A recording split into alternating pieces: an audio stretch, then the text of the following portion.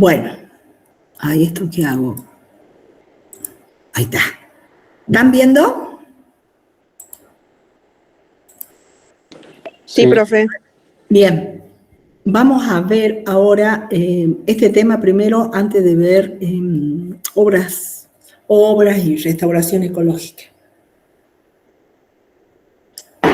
¿Recuerda cuando fuimos al río Vaqueros a principio de año que medimos caudales?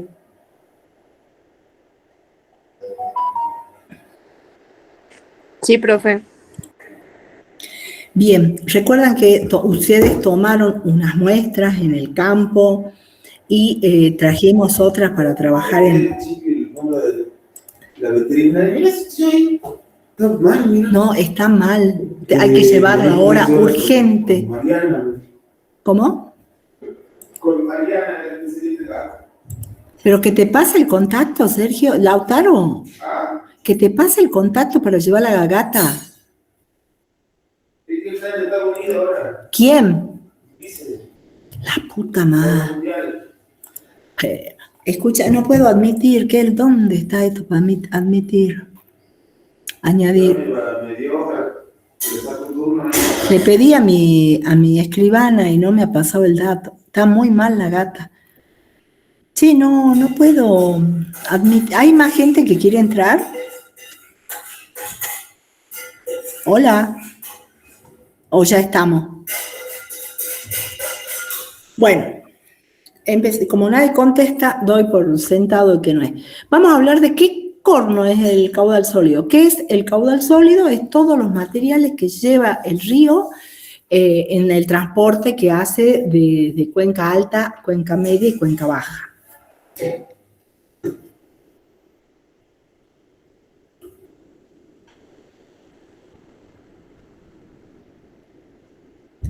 Bien. Acá vemos una foto donde estoy viendo, valga la redundancia, un río que no lleva ninguna carga. Esto es un río sin transporte de materiales, o sea, solo agua, caudal líquido. Y este es un río, específicamente este es el Tartagal, que cuando cursaba por la ciudad de Tartagal, justamente, causó tanto problema en el 2006 y en el 2009. Y está llevando mucha carga en suspensión, porque ahí todos los materiales son muy pequeños.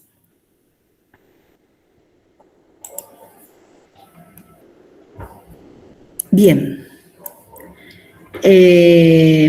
Sigamos, vamos a ir rápido. Bueno, caudal sólido, ya dijimos que son sedimento fluvial, pueden ser partículas de pocos milímetros hasta clastos muy grandes y bloques.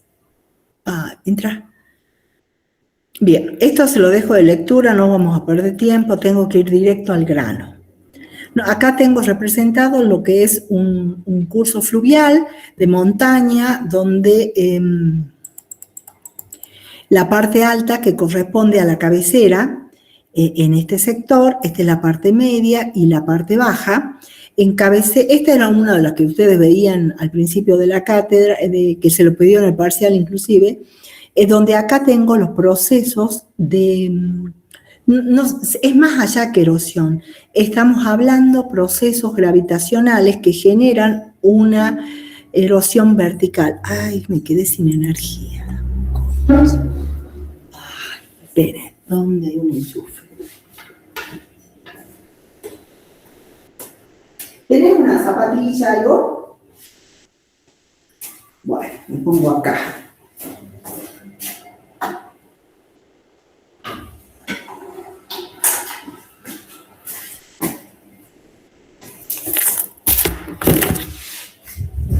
Bueno, en cuenca alta, es por procesos gravitacionales que se producen en época de muchas precipitaciones y sobre todo precipitaciones intensas, se generan todo tipo de procesos que después circulan hacia cuenca media y baja. Bueno, acá se habla de una fuerza crítica, esto es la fuerza stream power, y esta corresponde a, veamos cómo lo dice, ya, potencia crítica es critical power, y luego tenemos stream power. Ahí vemos, stream es corriente, a ver cómo lo traducen.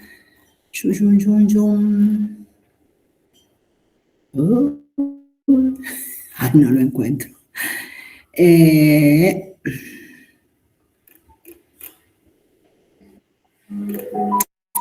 Bueno, en definitiva está queriendo decir que acá la fuerza crítica que tenemos en la cabecera, tenemos del curso fluvial, es mayor que la potencia crítica. En este caso están equiparados y acá sobresale la corriente la potencia de la corriente versus la potencia crítica. En la parte baja predominan los procesos de sedimentación, o ustedes lo habrán visto en geomorfología como agradación. Esto ya lo vimos en algún momento y demás. Y en la parte intermedia hay un equilibrio entre ambos procesos y depende la cantidad de caudal que lleve y el tema de las pendientes, es que va a predominar una sobre la otra. Bueno, ¿qué más? Vamos al plano. Esto lo dejamos para lectura. Esta parte habla de los perfiles del cauce en la parte cuenca alta, cuenca media y cuenca baja. Bueno, no dice nada del otro mundo, son de orden bajo, 1, 2, 3, hay erosión en potencia. Lo mismo que venimos diciendo, y hay una potencia disipada mayor que la potencia crítica.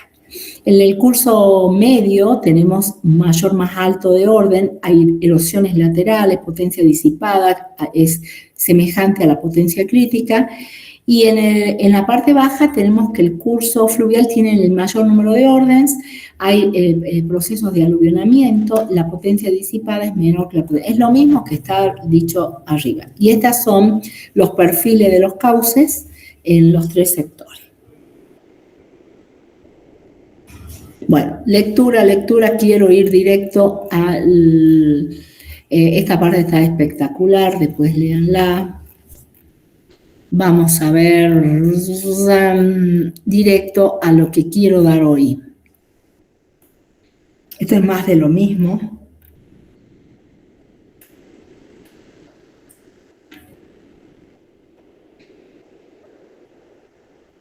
Bien. Bueno, los grados de libertad el otro día hablamos y quiero ir... Ay, se me fue la mano con todo lo que puse. Estamos repitiendo muchas cosas de lo mismo. Vamos a ir a... Esto tengo que reducir un poco. Al tema de práctico que necesitamos ver. Bueno, esto que tenemos, cómo son los cauces entrelazados, meandriformes, rectilíneos y demás, ya lo habíamos visto en otro momento. Bueno, yo quiero ir... Bueno, vuelve a decir de otra manera lo mismo, los procesos que están actuando, la tipificación y cómo se presentan, los factores y demás. Bien, vamos a ir a esto. Esta es la ley de Lane, la balanza de Lane. ¿Recuerdan la balanza de Lane en geomorfología? No sé si se lo van a esto, que habla del equilibrio hidromorfológico. Se los doy rápidamente. En el año, mire, 1955. Lo explicamos acá.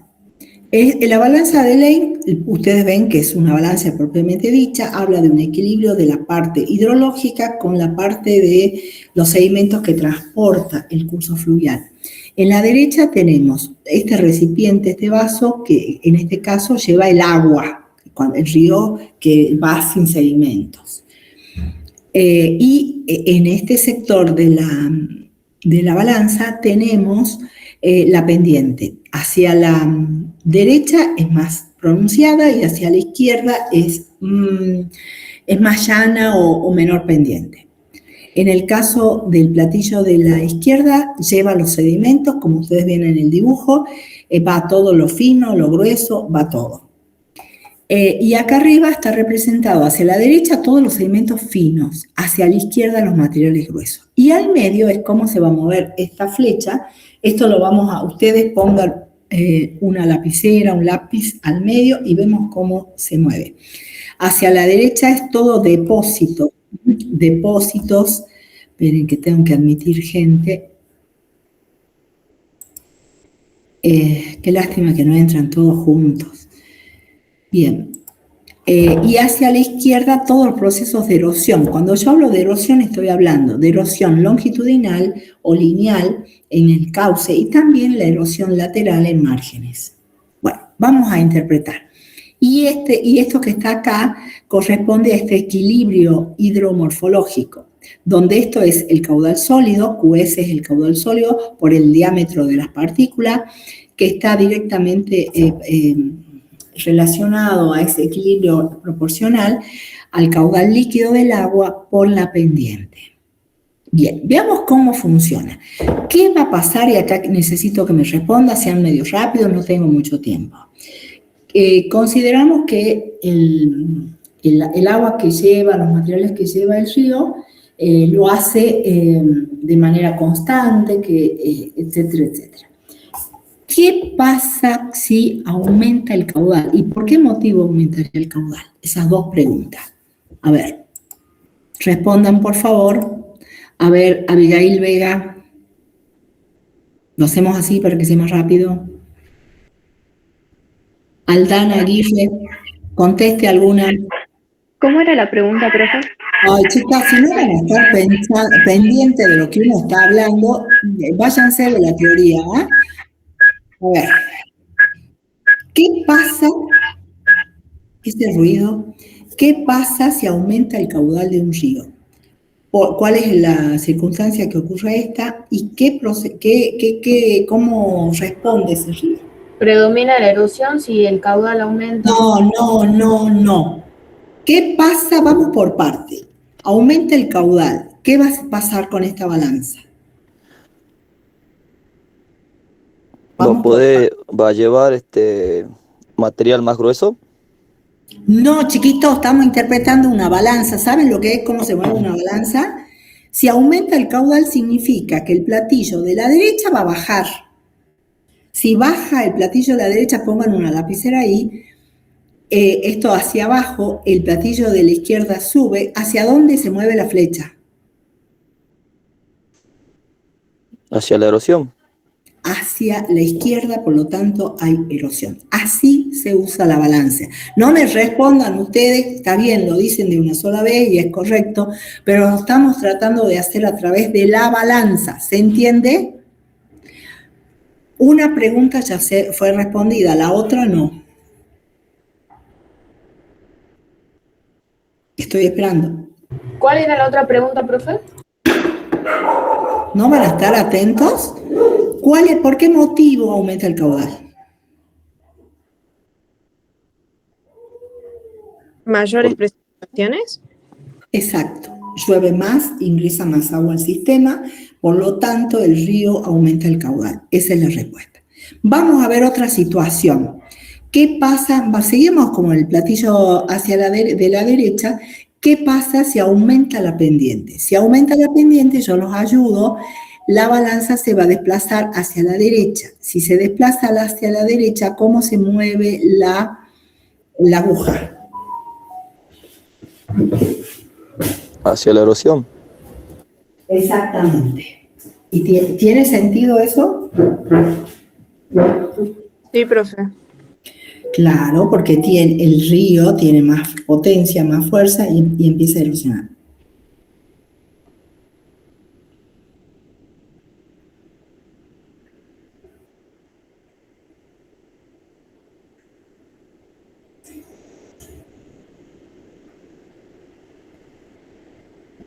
Esperen un segundo.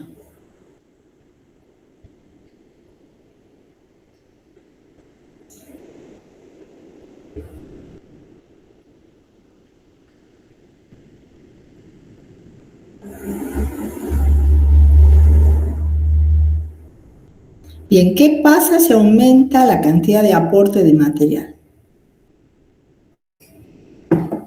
El platillo de la izquierda bajaría.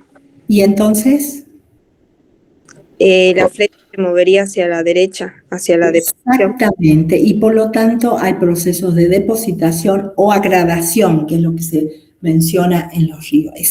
De esa manera tenemos que ver cómo va a funcionar la balanza. ¿Qué pasa si el material es más fino? El platillo se va a mover hacia la izquierda y al moverse hacia la izquierda esto va a bajar y al bajar, ¿qué va a pasar? ¿A dónde se mueve? Hacia la derecha. Entonces deposita. ¿Qué pasa si el material se hace más grueso? ¿No sería Esto al revés, baja profe? también.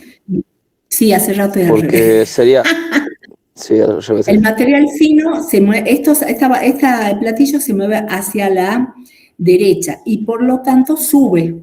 Entonces lo que hace es el proceso que está actuando es la erosión. Perdón, chicos. Hola, María Luisa, ¿cómo estás? Sí, está muy mal, la tengo que llevar ahora al veterinario. ¿Tenés vos la dirección del muchacho, así lo llamo?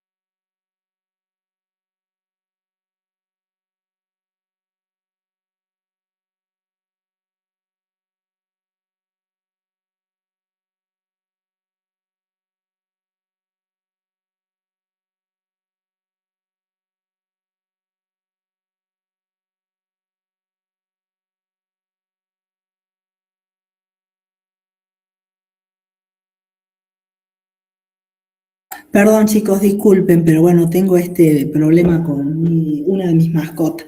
Bueno, de esta manera vamos a ir viendo todo lo que puede pasar para interpretar los procesos en un río, ¿no? Acá, si bajamos un poquito en la tabla 5, fíjense, están todas las situaciones. Ustedes, yo les aconsejo, no veamos esto, tapen esto y vayan probando como hicimos ahora, cuando aumenta el caudal sólido, cuando disminuye el caudal sólido y esto se mantiene igual, ¿qué pasa? ¿Cómo responde? Entonces, viendo el análisis con la balanza y la flecha del medio con un lápiz, rápidamente vamos a saber interpretar cómo son los procesos en los ríos. ¿Se entendió? Sí, profe. ¿Alguna pregunta de esto? No. La quiero dar con una pequeñita agüita en la boca. Ya me han pasado el dato del veterinario, le mandé mensaje, es una especialista en datos. Es muy importante llevarlo urgente. Bien.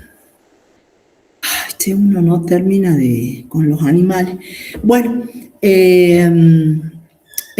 ¿alguna pregunta de esto? No, profe. No quiero que lo hagan de memoria, ni se adelanten, decía, directo, está muy mal. Ya se la veía mal y bueno, uno deja de llevarlo al veterinario y es urgente. Bien. Bueno. Vamos a mostrar ahora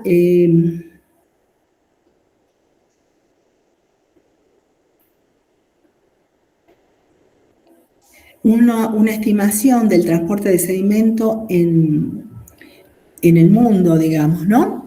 Estos serían ríos, a ver, espere que me ubique, ¿no?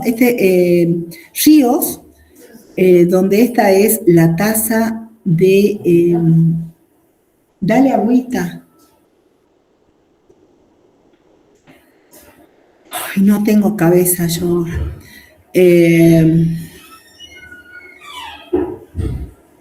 Bien. TSD son los aportes de sólidos, o sea, de sedimentos sólidos, producidos en el propio cauce. TSD. Mientras que el otro... TSS más TSB, ya los encuentro, se los digo, corresponde a... Bueno, ahí está explicando. Ya tenemos a ver, acá debe estar. No, no está.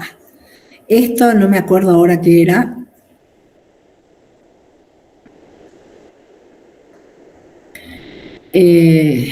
Ya me acordaré. Esto es lo que aportan los glaciares, los icebergs. Acá tenemos la cantidad estimada por 10 a la 9 toneladas por año y acá es lo mismo en porcentaje. A ver, para que tengamos una idea. No me acuerdo, pero TSS y TSB, se los debo.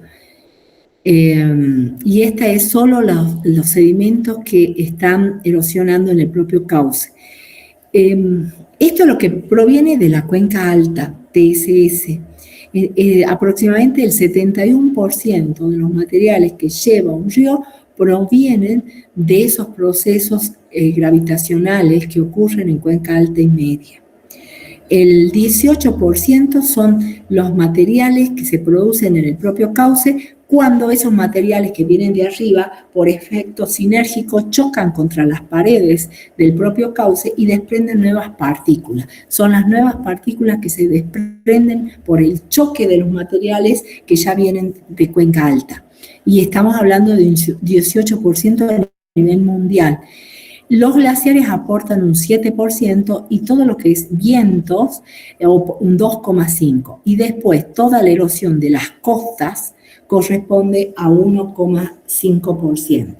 O sea, acá es lo que estamos viendo, que el aporte de los ríos de cuenca alta y media es lo más importante que prevalece. Y en segundo lugar, lo provocado por efecto sinérgico por el choque de las partículas en las paredes del cauce. En definitiva, ¿qué es lo que está acá en amarillo? Si yo sumo estos dos, tengo que el 89% de los sedimentos descargados en los océanos son transportados por los ríos. Veamos datos. Vamos a ver los datos. A mí me encanta cuando uno puede dar datos. Ay, no quiero leer todo. Vamos a ver unas tablas divinas que son estas, que... ¿cómo haré desaparecer esto? Bueno, fíjense, esta tabla...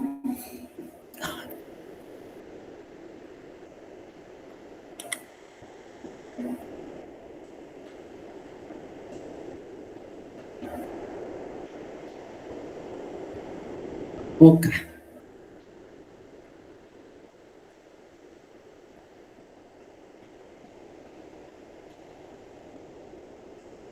Bien, a las 5 atiende. Acá veamos el transporte de sedimento de algunos ríos.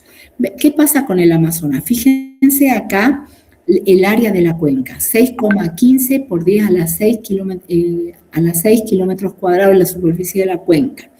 Y tienen un módulo anual de, esto es, 200.000 metros cúbicos por segundo. Barbaridad. Y bueno, tiene una superficie enorme. Este río transporta, cuando hablamos de este transporte, estamos hablando principalmente de transporte en suspensión, ¿no? Suspensión, 1.200 por 10 a las 6 toneladas por año. Esto es una barbaridad, pero está relacionado también con la superficie que ocupa. Y esto corresponde, que es un valor que por ahí es más fácil para comparar, es el mismo valor estos 1.200 por 10 a las 6 toneladas por año, dividida la superficie de la cuenca. Entonces yo tengo las toneladas por kilómetros cuadrados de sedimentos que aporta y por año cada kilómetro cuadrado del río Amazonas. Por ahí es más fácil. Entonces son 195 toneladas, es una barbaridad, pero recuerden que la cuenca es muy grande. Veamos qué pasa con este río, el Ganges, que está en Asia. Fíjense el tamaño de la cuenca, es la sexta parte que la del río Amazonas. Sin embargo, la cantidad de sedimento es muy parecida, está en 1.060 por 10 a las 6 toneladas por año, mientras el otro era 1.200, pero fíjense, son 716 toneladas por kilómetro cuadrado de cuenca por año. Es una locura, son prácticamente 5 a 6 veces más que la del Amazonas. Es decir, estamos hablando de una cuenca extremadamente erosiva.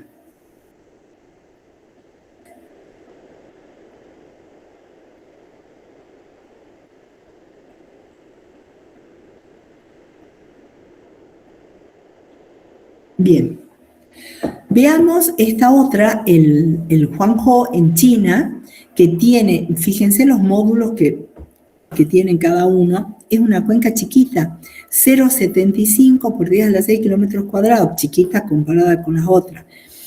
Tiene un módulo pequeño, y fíjense la cantidad de sedimentos por kilómetro cuadrado, 1.400, supera todo, es una locura, está extremadamente erosionada. Veamos con nuestros ríos, vamos a los ríos nuestros. Esto está sacado de esta bibliografía de Basile, que es un especialista en estos temas. Él es de la Universidad Nacional de Rosario, una eminencia. Veamos el río Iruya. Nuestro río Iruya es extremadamente erosivo. ¿Y por qué? Porque hicieron modificación del cauce. Más o menos en 1800, alrededor de 1800, dinamitaron el río y le cambiaron el curso. O sea, ese cambio, eso también pasó con el río Blanco en Orán, el río Pescado.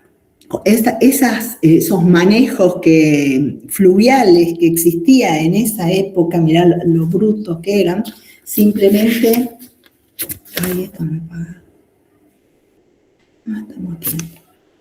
Simplemente desviaban el curso dinamitando, y a veces el río Potrero, que también ustedes vieron práctico, ustedes si ven el río, la mayor parte del río Potrero circula sobre una falla que va de norte a sur, y después tuerce 90 grados. Un río no tuerce 90 grados.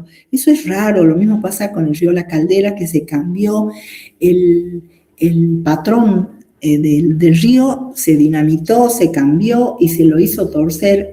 En este caso era el río La Caldera, y se une con el Vaquero para formar el Mojotoro y hace 90 grados. Eso es anormal, no existe en los ríos fluviales, naturalmente es inducido por el hombre cuando cambia los cursos fluviales.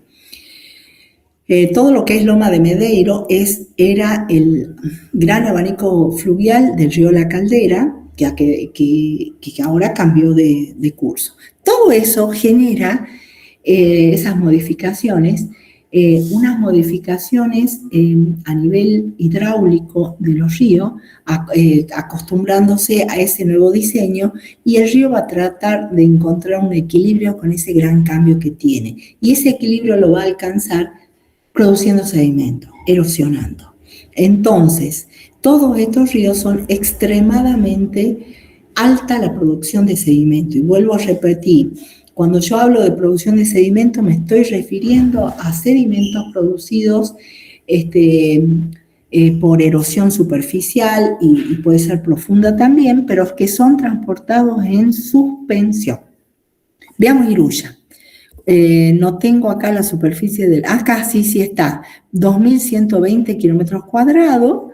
Fíjense, vamos a ir a este valor. 8.341 toneladas por kilómetro cuadrado por año. Supera a este que veíamos, al Juanjo, al Amazonas, al Ganges, a todos. Y estamos hablando de nuestro bendito río Iruya. Tiene prácticamente ¿cómo es? A ver que lo vea, 8 veces más que el Guanjó, y para empezar. Y estamos hablando, esto por esta modificación que se hizo en su tiempo en ese río. Después les explico lo que es la degradación promedio. Veamos el bendito pescado que causa tantos problemas y dolores de cabeza. Mira, con una superficie de 1.700 kilómetros cuadrados de cuenca, transporta 14.119 toneladas por cada kilómetro cuadrado y por año. Es una locura. El angosto, el angosto, en la estación El Angosto, pero el río se llama Las Maderas, esto pertenece al Bermejo Superior, con una superficie de 2.250 kilómetros cuadrados, produce 11.595 toneladas por kilómetro cuadrado por año. Es una locura. Bueno, ¿esto los moviliza? ¿No los moviliza? No veo, hagan algún comentario. Espera que me estoy buscando una cosita. Acá está. ¿Cómo sacan la última fila, columna de esa tabla? Aplicando lo que se llama coeficiente de degradación, que es el aporte total en toneladas dividido la superficie. Y con eso yo tengo cuál es el coeficiente de degradación. Veamos la tabla. Entonces es la producción de sedimentos. No, esta es otra cosa. Acá está el coeficiente de degradación. Por cada kilómetro cuadrado, cuánto es la producción de sedimento. Y esto es otra cosa. Ahí en el texto del libro debe estar, yo ahora no lo recuerdo. Vea el río Seco. El río Seco, a la altura de San Fernando, también es un río extremadamente erosivo. Genera, miren, 2.300 toneladas por kilómetro cuadrados por año. Y tiene una tasa de degradación de 1,81. Hasta ahora el peor era el pescado, y le sigue en Las Maderas, y después el Iruya, en ese orden. Y este estaría más abajo. Bueno, el río de las Cañas, en la estación del Potrero de Clavillo, este Salidulce, bueno, tenemos estos valores. Entonces, con esto nosotros podemos comparar y ver, son todos ríos de montaña extremadamente erosivos. La mayor erosión se produce en aquellos ríos que han sido modificados sus cauces por algún motivo. Normalmente esa modificación de cauce, yo se los digo directo porque viene,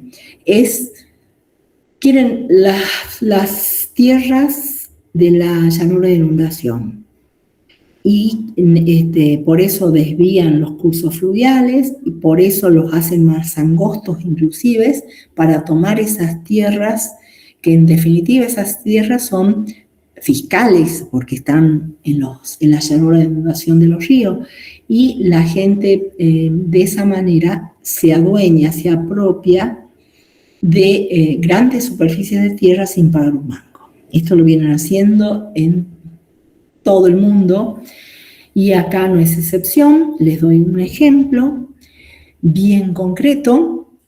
Recuerdan, bueno, son muy chicos ustedes, ¿recuerdan el gobernador Juan Carlos Romero? ¿Recuerda alguno de ellos? Bueno, sepan que teníamos un gobernador que se llamaba así, en Cafayate, en el río Lorohuasi, redujeron ¿cómo se dice? Enangostaron el río Lorohuasi y lo redujeron de cauce y de ambos costados, y se quedaron con toda la superficie que va desde el puente carretero hasta la unión con el Santa María, y lo hizo Juan Carlos Romero y la gente que está dentro de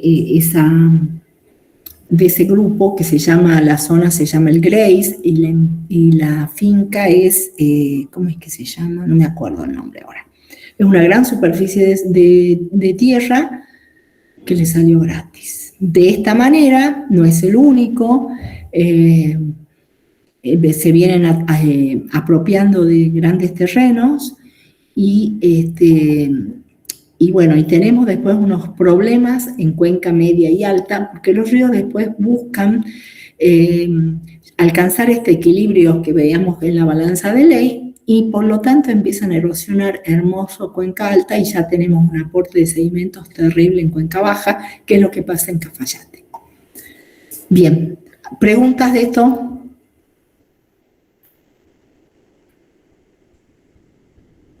No, profe. Bien. Acá tengo más datos, otra tablita que la armé yo con información. Estos son caudales líquidos y sólidos provenientes de esta fuente, EBARSA. Estas son las estadísticas hidrológicas. EBARSA es una empresa actual que está desde prácticamente esa fecha, 1997, 1990 más o menos, cuando nuestro querido presidente Menem, antes de hablar del querido Menem, antes se tomaban datos de lluvias, habían estaciones meteorológicas en todo el país, manejadas de una manera tan maravillosa por Agua y Energía de la Nación, que era el organismo que hacía esto. ¿Y cómo lo hacían? Hablaban con la gente, con los pobladores locales, y les dejaban los instrumentos, los instalaban en sus tierras, les enseñaban cómo tomar los datos, tanto de lluvias como de caudales, los preparaban y les pagaban. Un pequeño aporte, no era gran cosa, comparada con la información que se obtenía. Esto estaba a nivel de toda la provincia. Costó más de 30 años tener toda esa información meteorológica, y también de aforo de caudales, y también de aforo de caudales sólidos, y lo hacía un organismo de la Nación que se llamaba Agua y Energía. Llegó Menem. Menem fue nefasto, peronista. Privatizó aerolíneas, privatizó YPF, privatizó la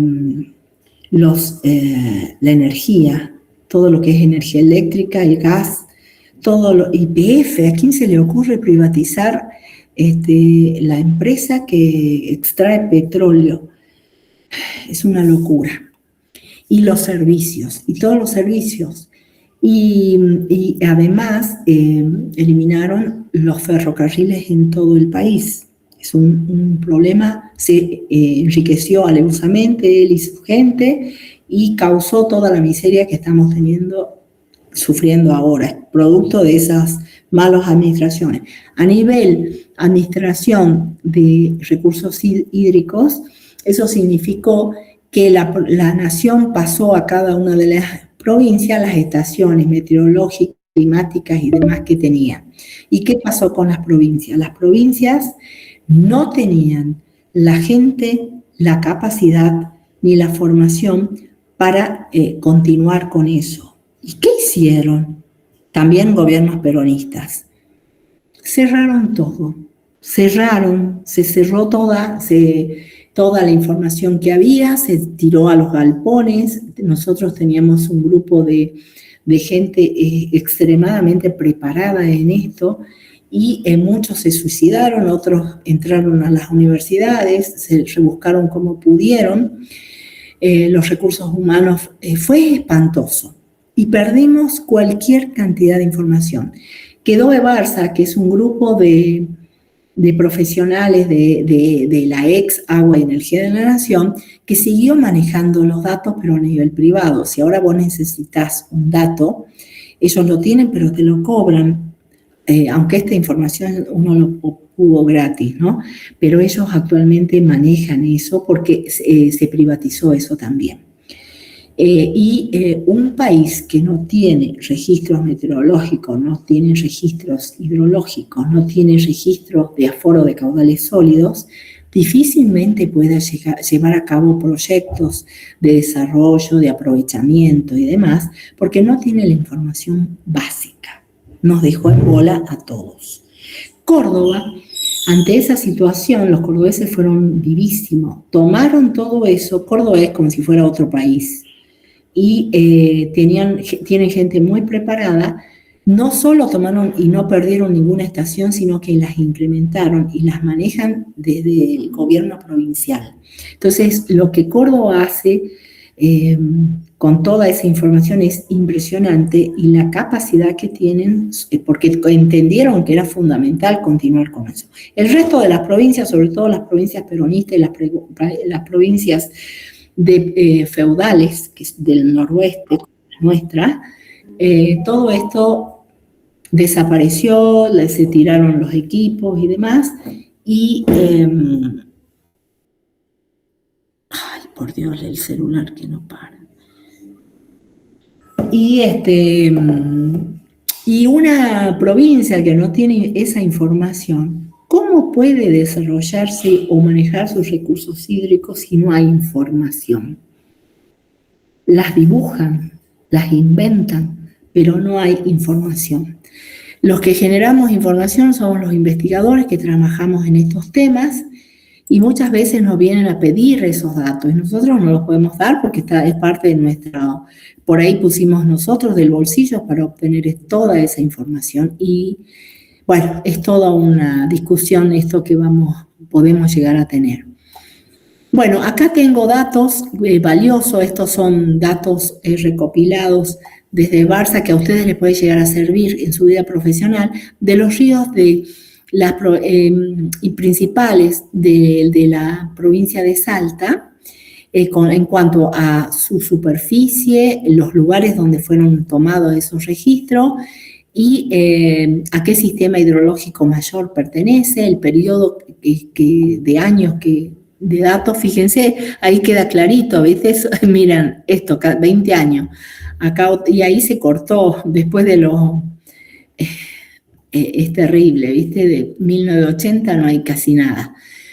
El derrame calculado, el caudal específico, el escurrimiento, los módulos, caudal máximo, medio, los sedimentos por miles de toneladas, esto es siempre en suspensión y esto es los coeficientes de degradación expresados por kilómetro cuadrado de cuenca. Tienen ahí para hacer dulce, analicen esos datos y vean cuál es la situación, y pueden marcar con rojo las peores situaciones que tenemos. Por ejemplo, a ver, veamos, este que es el río Juramento, a la altura de, ¿cómo se llama? Es del Bermejo Superior, a la altura de, ¿cómo se llama? La estación, ¿cuál era el que estamos viendo? El Juramento, ¿no? Ya lo perdí.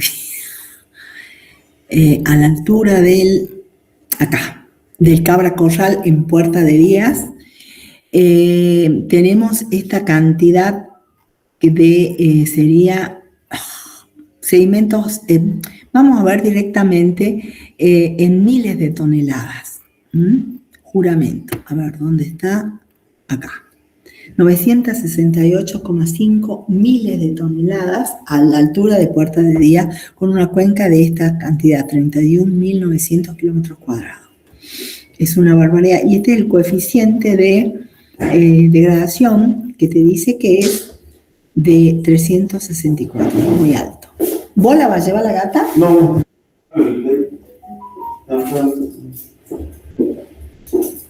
Ay, tengo que escribir a las 5.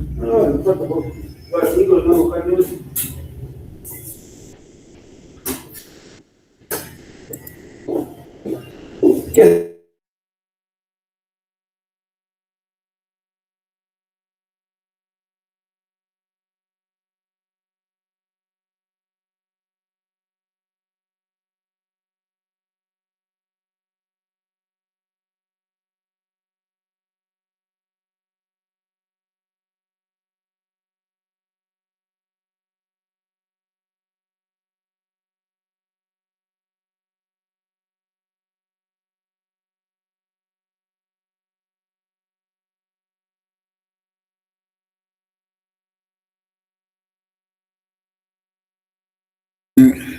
Bueno, vamos a ir al grano. ¿Qué es lo que les quiero mostrar? Bien, esto es lo que nosotros medimos. Tenemos los sedimentos gruesos y los sedimentos finos. Vamos a ir a cómo se caracteriza los sedimentos fluviales de un río y cómo se cuantifican, que ustedes tomaron los datos en campo, pero no tenían mucha idea de qué y para qué. Estoy en clases, Lautaro. Bien. Ustedes tomaron las muestras en las parcelitas y midieron las 3 longitudes, sacamos las litologías, coeficiente de fericidad, coeficiente de redondez de los clastos mayores a 4 milímetros. La muestra fina, les cuento cómo se trabaja con estos materiales. Bueno, esto es cómo se transportan los sedimentos. En suspensión van todos los sedimentos muy finos que corresponden a limos, arcillas y arenas muy finas. Saltación, se van moviendo todas las arenas medias principalmente. Y todo lo que va por rodamiento y deslizamiento, de la parte que se llama carga de fondo, corresponden a clastos de todos los tamaños y hasta bloques. Bien, esto es lo mismo, bien bonito, bueno, lo mismo. A ver qué hay de interesante.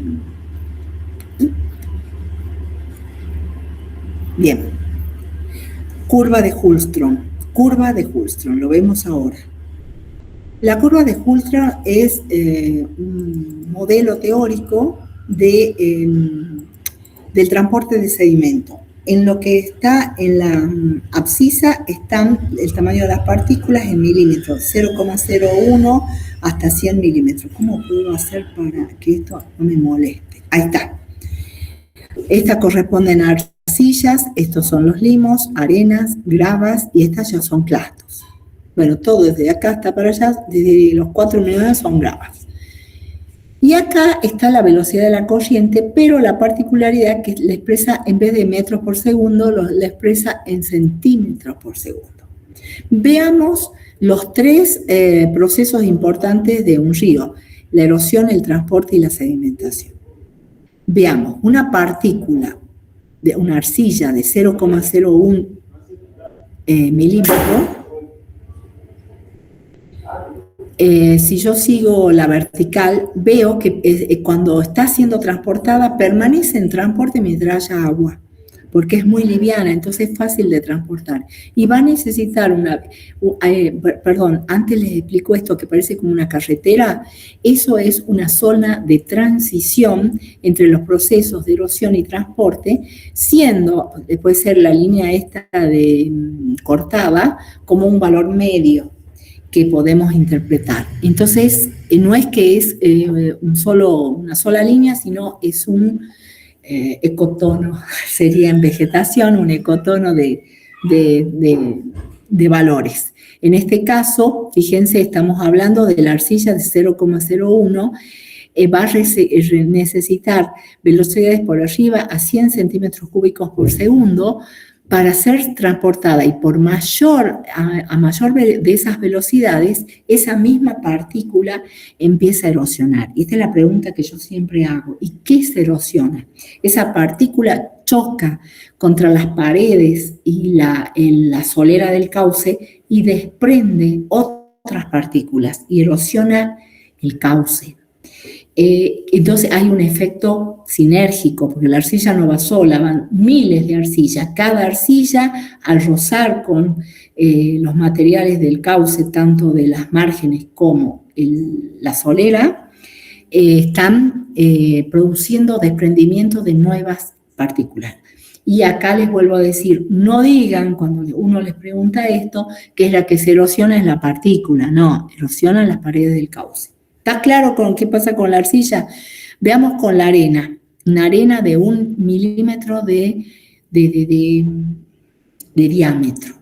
Esta arena ya es pesada para el río, va a necesitar valores por arriba de prácticamente 8 centímetros por segundo para ser tomada de la solera y ser transportada, esa partícula.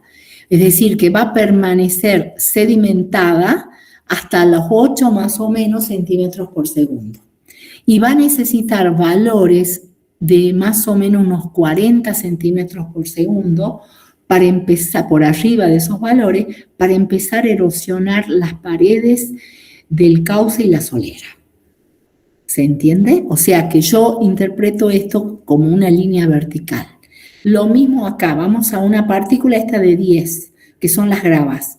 O sea, la grava ya es pesadita, una grava tiene 10 milímetros, es 1 centímetro. Esa grava va a estar depositada porque es pesada para ser transportado por el río y va a necesitar valores de, mira, prácticamente 50 centímetros por segundo y va a ser transportado poco tiempo, hasta valores de casi 200 centímetros por segundo, va a estar transportada. Y para empezar a erosionar va a tener que tener por arriba de los 200 centímetros por segundo, va a erosionar las paredes del cauce y la solera, para que tengan una idea. ¿Les queda claro esto? Sí, profe. Bien, vamos directamente al tamaño de los sedimentos, la tabla de clasificación de Uden y Wentworth, 1922. Esto es el ABC del transporte. Profe, en 2 minutos se corta la llamada. Bueno, entonces vamos a generar otra cosa, explico algo hasta los 2 minutos, se corta y hacemos otra clase. Bien, estos fulanos que les mencioné, acá fíjense, tengo todas las partículas, desde arcilla muy fina hasta cantos rodados. Estos cantos rodados muy grandes, fíjense, 4096 son 4 metros, de 2 a 4 metros es el tamaño, estamos hablando de bloques. Es decir, esto es material muy pequeño y materiales gruesos. Esos son los materiales que transporta un cauce fluvial montañoso. Y estos son los valores, pero está expresado todo en milímetros, porque si yo lo tuviera que hacer, esto estaría en micra, todo esto, acá en milímetro y acá en metro. Tendría varios tipos de unidades, inclusive tendría decimales, un problema.